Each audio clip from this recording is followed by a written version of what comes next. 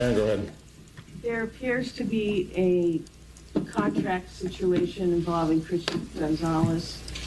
Are you hoping or working toward resolving that so you see him at minicamp and down the road? Well, I think that there's, the contract is the business and the professional side of this. The personal side, I don't want to let anything interfere with that. I want Christian to be ready when he comes back, and I would imagine that he would be here next week. And if he is, then we'll coach him and be ready to move on and get him ready to help us and help himself. And contracts are a part of professional sports. I understand that, but I also know that those should remain private. And like any contract, you want to make sure negotiation that everybody feels like they get something out of it. Mike Vrabel, not wanting to get into it, talking about where things stand with Christian Gonzalez, who is not with the team currently. Said it was good seeing him at the softball game. We got a holdout. Yep. But he has a holdout on his hands. Do you think that what happened with A.J. Brown and the team acquiring A.J. Brown yesterday will somehow impact excuse me, the Christian Gonzalez contract situation? I think all contracts, like when you come together as the team and you look at the totality of it, it does impact it some way, but this should be separate. You got to remember, take it for what it's worth with him as an individual player and how the season ended and how he played in that Super Bowl and how he basically took out their number one and Jigba. And that dude makes a lot of jack. Christian knows he's going to get paid. But they also have to watch this thing, too, out in Seattle. The second they start signing guys, the price goes up. You got to get ahead of it. I do think the timing is kind of critical here. Because, again, you got the quarterback on cheap money here still. So front load that thing. If you're guaranteeing any money, this is the year to do it, man. This is the year. And I don't know what you're avoiding here. You got to pay the kid. You drafted him. He plays at a high level, or else trade him for 2-1s, and you have no clue what the hell those 2-1s are going to be. At least you got the player, and the player can play. I'd always side with that instead of acquiring the 2 picks. Because you can blow both of them, or you can hit on both. We don't know. Look how we talked about the Kill Harry pick and what went after him. 10, 15 picks after that. You could have had all world receivers in here as a draft, and you didn't. So there's no guarantees like you hit in that first round. So I'll take Christian Gonzalez over the 2 picks, if that's what he's worth. If Sauce Gardner went for that, and we know what Sauce makes, then Christian's above that. I don't think that bringing in the receiver impacts the money for Christian Gonzalez. Should not impact how they approach it with Christian Gonzalez. And if bringing in a 29-year-old receiver who makes some dough is what prevents you from signing a young third-year corner, then you are not doing football right in the NFL. You're just not doing it right. He knows that.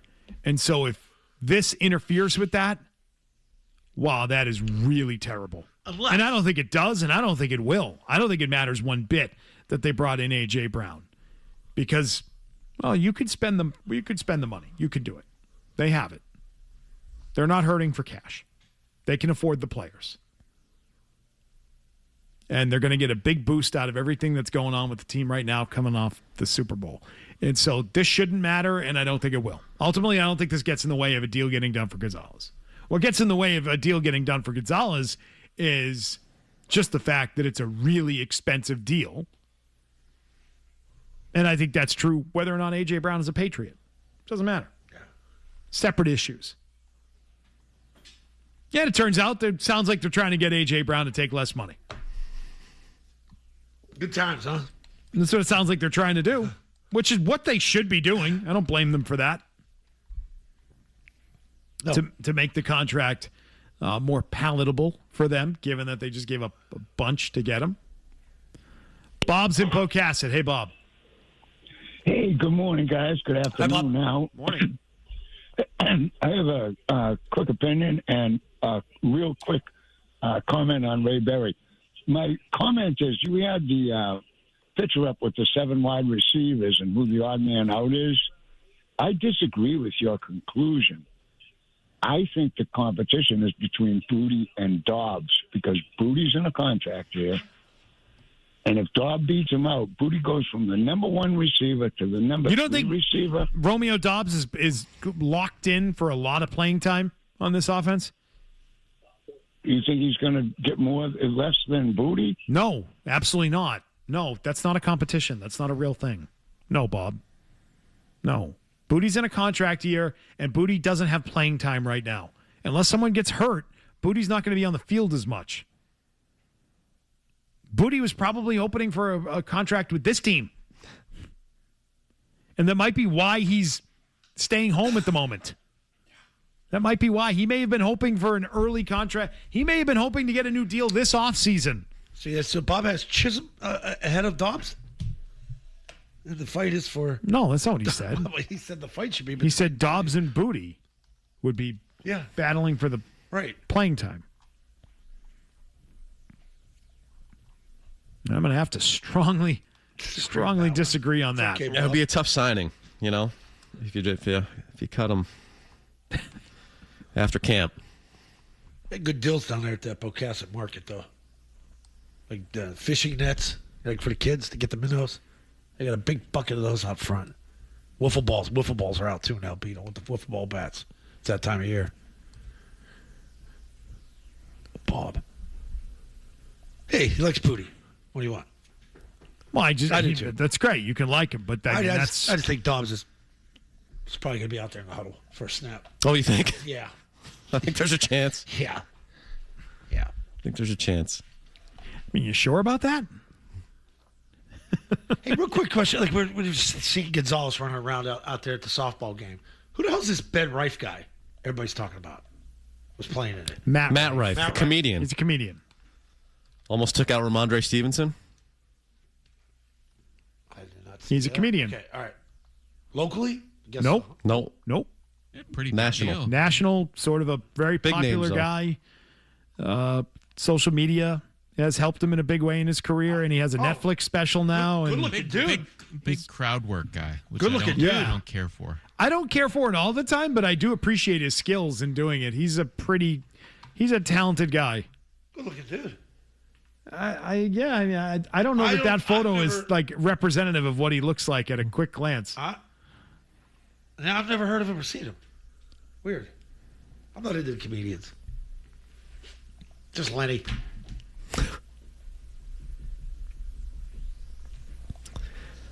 That would have been tough if Ramondre went down with a knee injury because Matt Rife came into second a little hot. What a story, though. Hey, you got to play. Would be a great story. Got to play. Hey, you play the game, you got to play. Did you ever almost get hurt in one of those softball games? Best buddies. Best buddies, yeah. I had to block for Brady. And we had an all-out pass rush. And they were bringing it. They were bringing the heat. And Brady threw me out in the huddle. Do not let them get near my knees. So I'm going to give up my knee. So I set it up. I'll block for you, but you got to give me a pick six on the other side. There you go. So I got a pick six. Yeah. It would have been tough getting carted off the field. That was a bad hit. That's what I'm saying. Holy. That was almost bad. That's like Will Campbell down in Tampa. Or Cincinnati, wherever the hell that was. Right? Cincinnati. Wow. That could have been bad. Oh, they were sweating this out, huh? Watch so many guys like that. I don't really blame Matt Rife for that. Do you? You think he's just trying to make a play? Yeah, he tries to go around him. Yeah. Does he not? He tries to go around him. I think you got to give him credit for that. Learn something every day here on this show. Wow. Is he a funny guy? Like, do you like his stuff? I do. Okay. Yeah. Yeah, again, you say T-Bone says he doesn't like the... Oh, that Shane guy. I like him. Shane Gillis? Yeah. I think crowd work's lazy.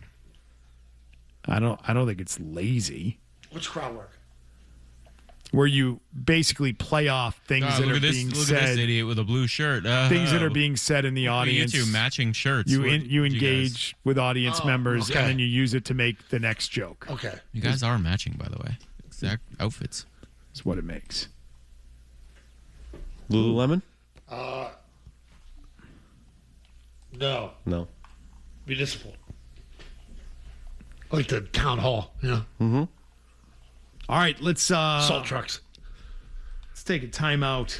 Let's do that. Let's regroup. What are we doing this or that? You guys have one? $12.50. We have numerous That's options to pick useless of from. them. There's Shane Gillis or Matt several Rife? options. Several options to pick from. Who picks on Tuesday? Is it McCone or is it Zolak today? Who are we going with? Oh, jeez. Let's go with you. All right, I'll pick. I like Thursdays better. All right. Okay, fair enough. Okay. This or that is coming up at 12:50. Meanwhile, David Ortiz is saying John Henry still has the passion to win baseball games. Huh? Do we need to talk about that time John Henry saved his life again? Check do we still have clears, to do huh? that? That check I don't clears, want to baby. do that, but Check clears. I just don't know why we have to take David Ortiz seriously. It's the greatest When he clutch says hitter in things Red like Sox this. history, and he got a plaque for it. We'll discuss next. Stay tuned for more Zolak and Bertrand on the Sports Hub. The front office, Famous Sport Group, our boss, John Henry, he always found a way to give the fans what they deserve, and I'm pretty sure that's what's going to happen moving forward. That's why they make all the moves just to line things up to put that in place, back in place. So You see a different side of John Henry. Tell us from what you see. Is the passion still there for him? Does he still want to win world championships? Absolutely. I had a conversation with him last week, and of course, John is where we are. You know, he's a winner. He's a winner. If you look at the history of John, he's a winner. That's why he came here, because he want to win, and he want to continue providing and giving back. It's just a matter of time. You know, we had been in a situation in that type of shape before, and all of a sudden things change. Hopefully, sooner than later, they understand what the team really need: power, hitting, pitching, whatever is out there available. Hopefully, they made a move. He's a winner, guys. Look at the history of John Henry. He's just a winner. That's all he does is win. All I do is win. That's it. Look at his history. I mean, of course that passion is there. Well, he is right. Like, they've been here before where they hit bottom, because it's a roller coaster, either at the top or the bottom. There's no steady middling. They're either winning the whole damn thing or in the mix, or they're in the basement. And that's the tough part. That's the tough part of it. You know, they're working to figure it out. They're Are working they? to make the team better. David, forgive me for thinking that you might be making this up, or that they may be making it up, and you don't care to push back against it for obvious reasons. Hell, I'd do the same thing. Yeah. David, remember when you were there on the desk set with A-Rod? You were interviewing Roman Anthony during the World Baseball Classic. He says potential MVP candidate right here. How's he doing? You know, that's where, like, maybe you got to get Ortiz in there to talk to these guys. Like, this is how I used to get ready to play. I'd show up at the damn park, 6 hours before the game. I'd do all these things on my feet, and my knees, and my hips, and my legs, just to make sure I could just get in there and get in the box and get through pain and push. Like, you hear a guy like that talking. That's a guy playing through stuff. It was clutch. Like, they don't have any of that right now. Doesn't feel like they got balls. Like, those teams Ortiz were on, they had balls and he led. And they had good lineups. Hitting. He says they got to hit. You got to score runs. Yeah. How do you do that? You sign big-time bats. They just haven't done it. Do you think John Henry is worried about his team? I think he's worried. In what way? I think no owner likes negative reaction, right? Like, he hated when he got booed at the Winter Classic. And in desperation, he went out. That's when he did what? Devers, right? The big contract? Right after that? He did Bregman a year ago, smoking a cigar. Like, he wants that recognition of, hey, we're in. We're after it. It doesn't feel they're after it right now. They're middling. It took 12 candidates for you to find a chief baseball officer. 12. Nobody wanted to come here and run your team. He should be worried. Because it isn't what it once was. he should be worried about analytics. And he's a big analytical guy. And he's a numbers guy. And right now it's not working for his baseball team. So maybe bring more of the type of manager or guy that runs it that has a pretty good feel for the game and not just a computer. So he should be worried about that. Like maybe my priorities are wrong in the way I wanted my team to be run. And the methods used to run the team. Because right now it's not working. So yeah, he should be worried. But Ortiz is always going to back him. Look what he's done for the player. Look how much money he's made here. Look how many big hits he's had. Look how they view him. Look how they potentially saved his life. Yeah, he's in debt to that guy. So I will always expect that type of response from him. I'm not going to sit here and rip Ortiz for that. I know exactly what he's going to say. That's what he should say. But he's kind of telling you, you don't have hitting. Well, I just have a hard time believing that any of this is really what's going on. But what? Like they're in there working. They're not working. That's a Sam Kennedy line. They're really, but trust me, Brez is in there and I know they're grinding. No, they're not. They're going into a lockout. They're riding it out. They're worried about their revenues. They're worried about the salary cap that they want. Manager. We don't want to hire a manager. They're We don't not have to hiring a manager. Chad They might, Tracy. maybe they'll fire Breslow, but that won't be enough to fix it. Right. No, it's not going to fix it, but I do think those comments are another strike against Craig Breslow. Don't you? I don't disagree. I mean, I think it's becoming pretty clear right. that there's going to be anher fall guy at some point. Theo, Right. Ortiz. It feels to me like he's worried about the fact that he hired the wrong guy again. That's what he's worried about. Mm-hmm. He's worried that he's going to have to let somebody go again. Well, Theo recommended him. Maybe we should go talk to Theo. You told me this was the guy. I trusted you. Why don't you start doing some baseball things and less with the FSG? I know, that's not going to happen, though. Theo's not going to do that. No. Why is he talking now, though? It's been kind of available these last 2 weeks. I don't think they know what the hell they want to do. More than what people think he is. Well, why doesn't he come out and say it himself, David Ortiz? He's worried more than people think he is. I think he understands now he can't even speak because it gets ripped. He hasn't spoken in 6 years. I know, but like it's just people make fun of the way I talk. People don't believe me. Well, if just he look at spoke, we could talk about the things that he actually was saying as opposed to mocking him like we constantly do. Right. Myself included. But what I do look at is his reaction. And you see him in that suite, and they're chanting "Sell the team."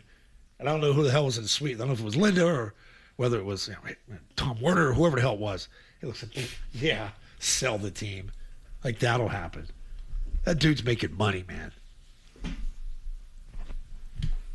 Now it's just how much negativity can you take? I mean, we're going to get to a point. I'm already there. I mean, John Henry is 70. How old is he?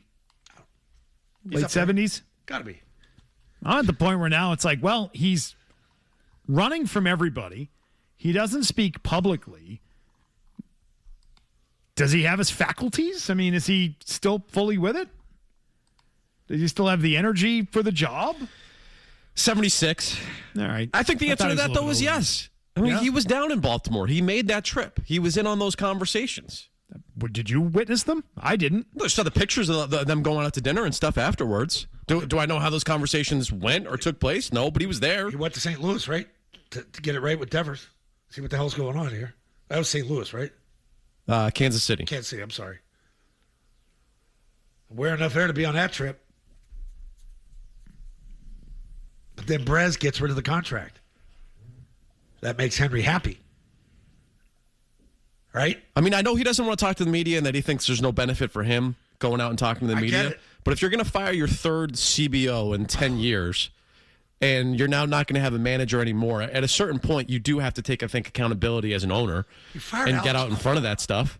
Like you fired Alex. No. I mean, you would say the same thing, I guess, about Devers and moving off of what you're supposed to be a franchise player. I guess you would say the same thing about Alex Cora, so maybe he doesn't. But if you're actually going to clear house, again, no manager, no CBO, At some point, it can't just be Sam Kennedy. How do you not realize that in less than one calendar year, you had Devers, you had Bregman, you had a healthy Roman Anthony starting to get hot, and that all just went away. And you're a different team now, and you suck. You've got to recognize that. You've got to feel that. I don't care how many faculties you've lost. Like, this isn't good. It's not a good product.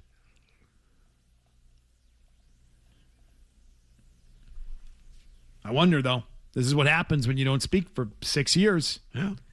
And people question your passion. I question, is he even with it anymore? Does he? I mean, how much does he care? I know that he accepted that award last week. Lifetime achievement. The Lifetime Achievement from Sports Business Journal. If you had that much money, where would your ass be on that boat right now at 76? I'd mix in an award or two. Do you think Theo's going to be the face of this new CBO search? And that's why you're hearing more and more of him? No. He could be, because his comments could be that he wants to, he doesn't like Breslow, or that he just wants to distance himself from how badly things are going. He was here during the most successful run where you had big names, big bats. He's got to understand. You need some sort of balance. Right now, it's 80-20 in favor of the nerds and analytics instead of star power. He's been here. He knows what it takes here. He just can't stay course with this. This is boring. Those shirts, Kravis made, like that baseball, is it boring? Well, it's boring again with the nerds. Yeah, what happened to the Mike Trout stuff? Where's that at? That went quiet real quick. That gets you excited, you know? Not, hey, stay the course. They will return to their projections. They're playing below their projections. You don't want to hear that. So you're looking at them as a number and an average. Hey, but that's how Milliken and those guys watch the game now. Not just, wow, that looks like a damn good baseball team. Let's grab headlines. A follow-up on that Theo thought and scouting in baseball and the lost art of scouting and the human element in the sport. One of the many reasons it's just a shell of its former self. That's coming up next. Zoe and Beetle are back with more Our class of New England. Yep. on the Sports Hub. On the scouting world and scouting departments in general, and the lifeblood per se that they are when it comes to building a franchise. Do you want to just touch on that a little bit? Yeah, I think it's probably an important time in the game to touch on that, because right now we're a little bit out of balance. You know, there's an equilibrium in the game where, data is important, analytics are important, technology is important, and you can use those tools to help you make good predictions about how players are going to perform in the future. But if it's done at the exclusion of the human element and, the humanism, essentially, human beings getting to know other people, understanding what makes them tick, developing a connection with them, understanding them better that way, and putting them in a position to succeed, then it's not worth it. And you can fall out of balance. And so, in some circles, scouting and invest in seeing beyond the stat sheet, seeing beyond the predictive model, and understanding, what really makes a person tick as a human, as a teammate, and as a player, is becoming a bit of a lost art. Is Theo talking about the Boston Red Sox, or is he talking about everybody, is the question. It sounds like he would be talking about the Boston Red Sox, given, well, that's the team he's around the most. That's the team he's around right now. So it's becoming a lost art. Is it becoming a lost art everywhere? No. I don't think so. I don't think every team is devoid of guys that can figure out how pieces fit and how the human element should be considered and how scouting is important and how your own two eyes still matter. There's no way every team in baseball is operating that way. But this one certainly is. This one, no doubt, is. This one's trying to solve a math problem, not win baseball games, and that's their biggest issue, organizationally. Like, I know you're hearing from him there, but, like, honestly, what's he really thinking when he watches this? Like, holy crap, we got a long way to go. No, I think he thinks the approach is completely flawed. I mean, you think about the two most successful guys in the sport over the last 25 years. It's Theo breaking the two curses, and it's Andrew Friedman out with the Dodgers. And Tim Healy wrote about it yesterday in an article when he talked about Craig Breslow. The Dodgers' number 2 guy out there is a former major league player, and Friedman relies on former players, has them up and down the front office, and they rely on those guys just as much as they do the analytics. The fact that you're talking about adding interpreters because you can't understand your head baseball guy. He has zero human element to him. The inability to communicate. It's a disaster. That's not what you want running your team. I mean, he played. You've got to absorb some of that as a player. I know you're a pitcher, not an everyday player. You're not a leader in a clubhouse. You're just one of the guys. But Jesus, you traveled. You know the schedule. You know the grind. You pitched against good lineups. You know what good lineups are. You know right-left combinations. You get all that. And then you just go there and sit there and you crunch numbers? I mean, I think what the surprising thing for me is when it comes to Craig Breslow is that as a former player, like, you could be really socially awkward, fine. He's a weird dude. Yep. Can't communicate it. Fair. But the fact that you've been in a clubhouse and been a part of a team, I would think that you would just try to blend that aspect of it a little more, right? Maybe you can't communicate your message, but I would think being a part of a team, there would be some part of him that looks at it and goes, you know what? There is some of this stuff that does go beyond numbers, like Theo's talking about. And the fact that he completely, even as a former player, disregards that and just goes with the spreadsheet. Think about that. Is wild. Think about that. Like, you take the mound. You mean there's no lineup or hitter that you fear? He's had to have pitch against guys that oh, Jesus, I got to go against this guy. How do you not look at your own baseball team and say, we need at least 3 of those type of guys out of 9? And somehow we'll play some in the lineup, and I'll figure out the rest of it. You don't have one. Like that guy that just spoke about John Henry, David Ortiz. Nobody wants to pitch against that guy. He doesn't have one of those. Not one.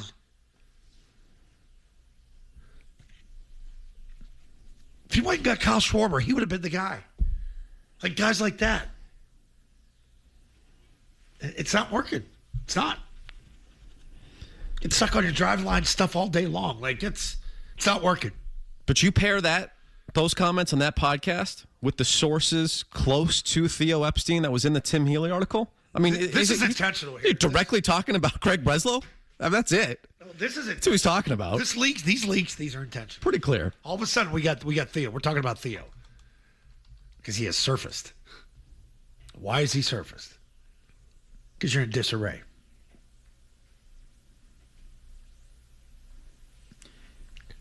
I think he has surfaced for a reason, and it sounds like he's got multiple grievances with the people in charge. Think the drums are beating? Meaning the guys in the front office. Yeah. Let him clear it out. Let him start over. But again, labor situation in the sport definitely complicates things.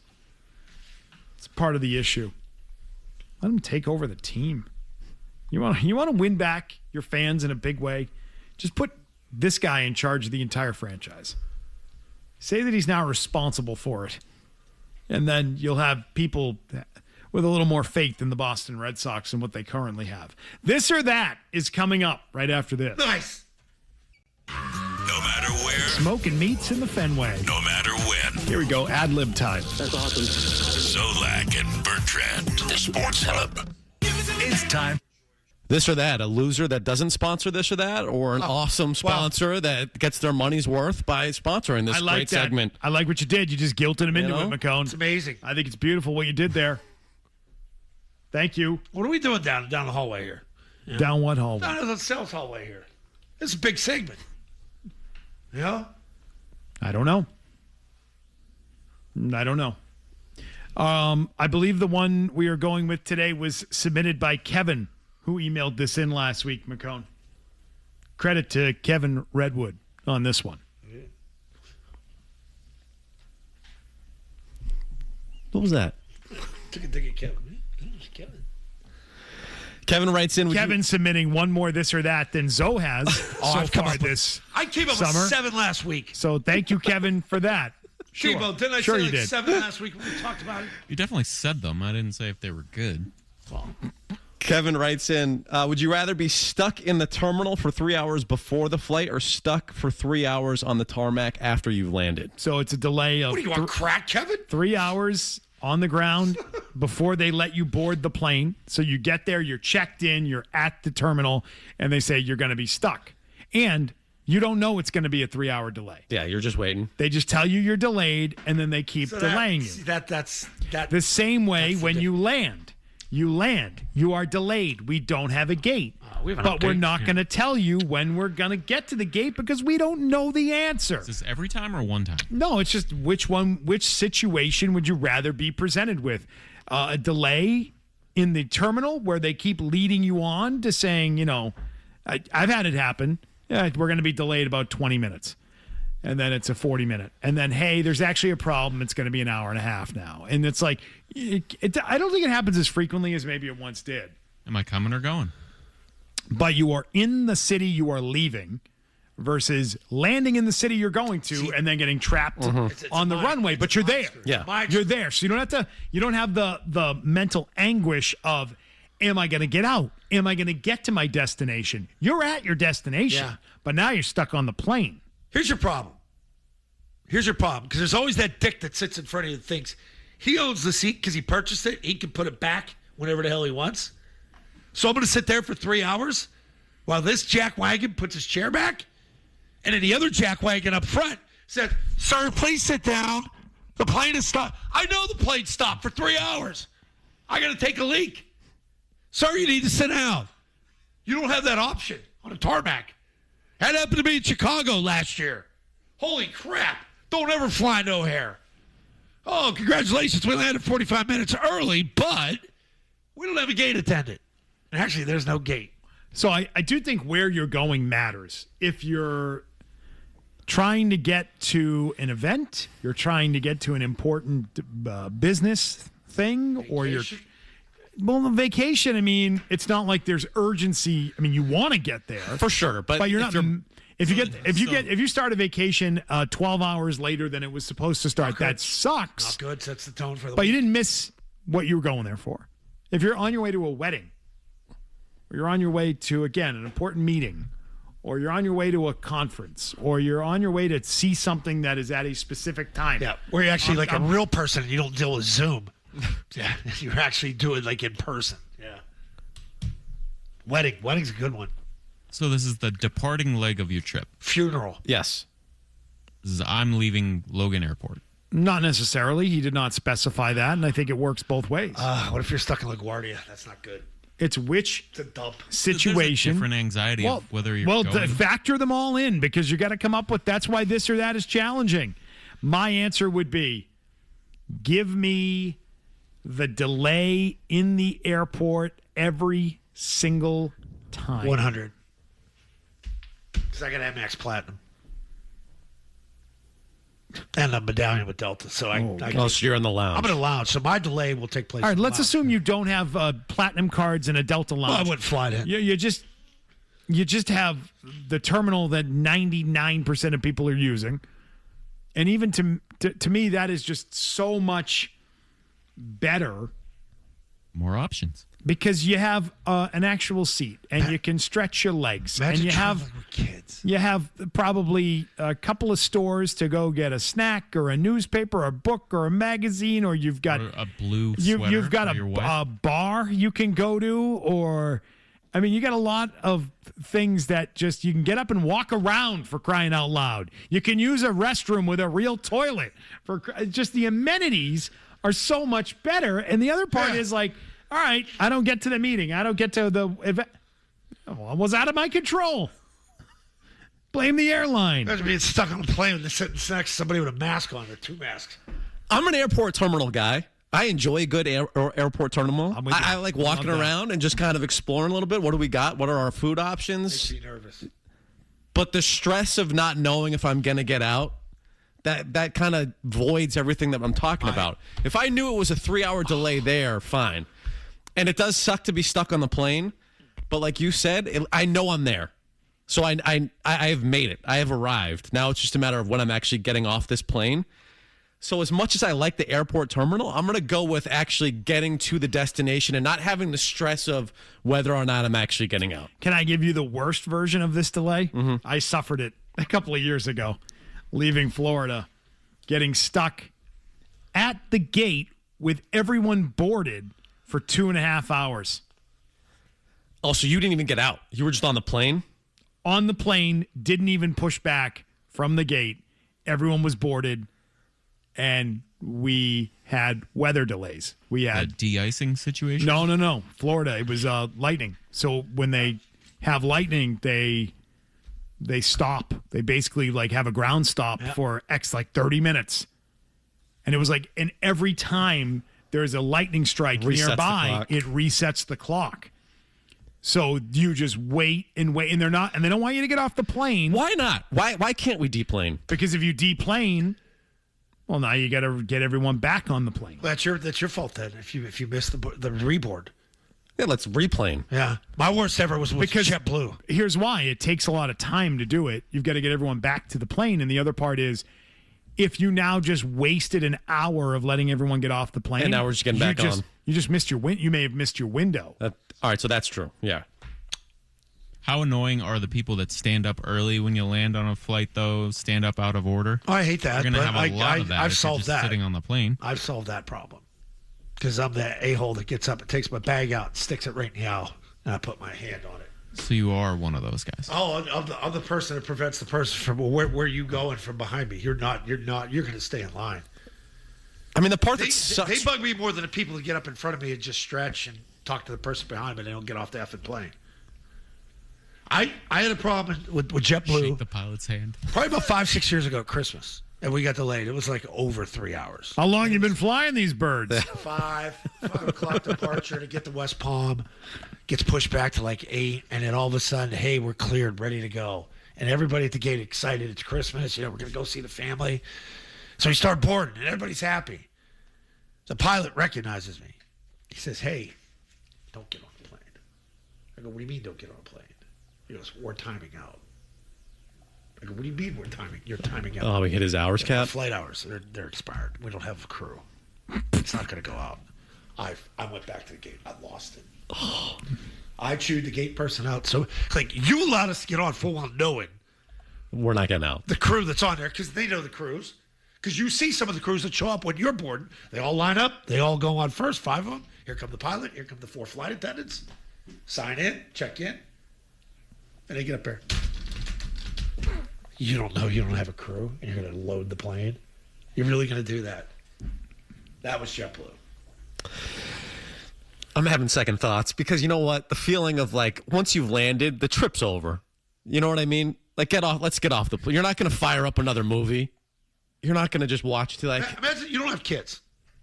Imagine having 2 or 3 miserable kids, and it's 3 hours stuck on a tarmac. Imagine if one's a baby and it craps its pants, or it hasn't had a bubba and you're out of milk. And all of a sudden you can't just say pull the breast out on the plane and say it's lunchtime. Right. You can't do that. Right. You can't do that. No, definitely not. Right. No.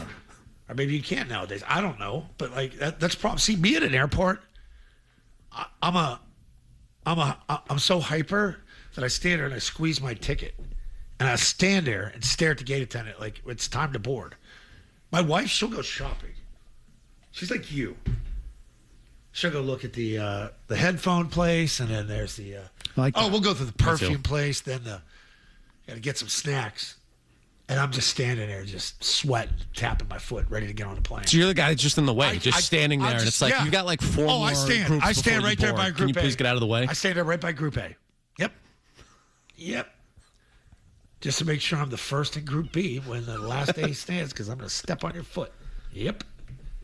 And I'm texting and calling my family. Where the hell are you? We're boarding. Oh, they're all eating and having fun. All right, so I go terminal. McCone goes terminal. Terminal. Right? It's not even I think I switched to the terminal. Yeah, you're going terminal, and you're going terminal as well. Yeah. because you've got platinum cards. Yeah, but you even said it's without that. Bougie. Even without that, even without your platinum access.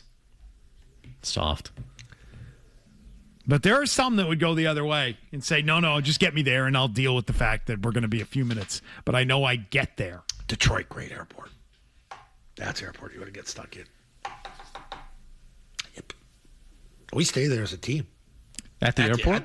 Yeah, you could actually go through the back part of the hotel, go into to eat at, like there's a P.F. Chang's inside the airport. We do that. You got to go through security. It's just a little quick one. You ever been offered to give up your seat? Have they ever given you like the package or anything like that? And did you take them up on it? I've never taken them up, but I've been on flight. I was on 2 flights recently that had that. Yeah. That offered significant amounts of money for you to give to bail. Megan and we were going to Austin, $1,500 and like a hotel to stay overnight and take it at the next morning. We didn't end up doing it, but we thought about it for a little bit. Was it Hardy's sister that had that paid? It was. My wife went to the London. My wife. We got went to to get to headlines. The last London game, she got paid. Sam was in Italy, in Rome, just over break. They got offered $3,000 a person with a hotel, and they got on the plane because they wanted to go home. What are you doing?